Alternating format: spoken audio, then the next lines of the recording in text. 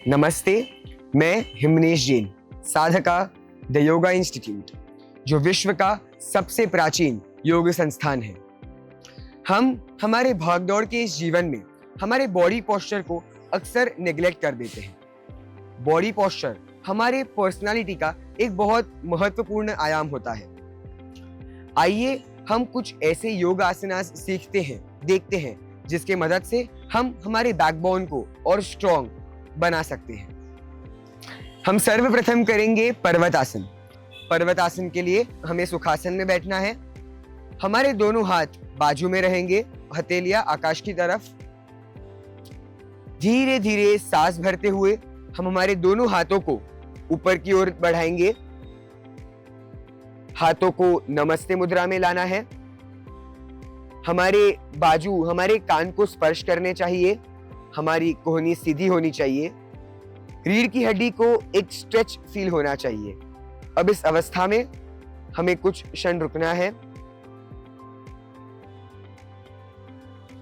धीरे से सांसों को छोड़ते हुए हम हमारे हाथों को घुमाएंगे और धीरे से नीचे लाएंगे। तो चलिए अब हम बढ़ते हैं हमारे दूसरे योगासन की ओर, जो है योग मुद्रा।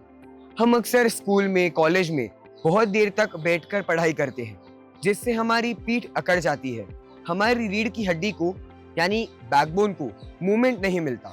योग मुद्रा एक ऐसा आसन है जिसके नियमित प्रैक्टिस से हमारी रीढ़ की हड्डी फ्लेक्सिबल हो जाती है एवं स्ट्रॉन्ग बनती है। तो चलिए हम प्रारंभ करते हैं योग मुद्रा करना।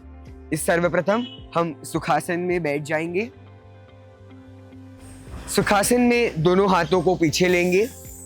दाहिने हाथ की कलाई को बाईने हाथ से पकड़ेंगे।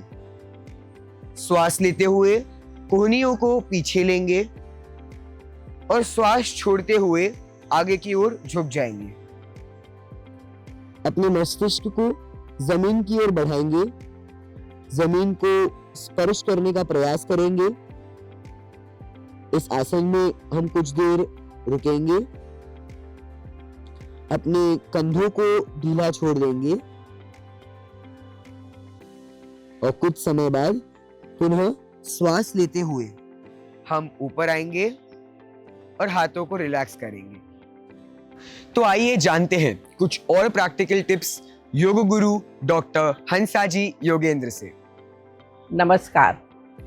हम कैसे खड़े रहते हैं, कैसे बैठते हैं, हमारे शरीर की मुद्रा क्या है, हमारे शरीर की स्थिति क्या है, ये देखना बहुत ज़रूरी है। अगर हम झुक कर कुछ कर रहे हैं और झुके झुके रहते हैं, मन की स्थिति डिप्रेशन में है, तो वो शरीर गलत ही दिखेगा। उससे शरीर में नुकसान होगा, रोग बढ़ेंगे, क्योंकि पेट दबा रहेगा, छाती दबी रहेगी, पूरी सांस नहीं ले पाएंगे। और इसीलिए ध्यान दें कि हमारा शरीर सीधा हो।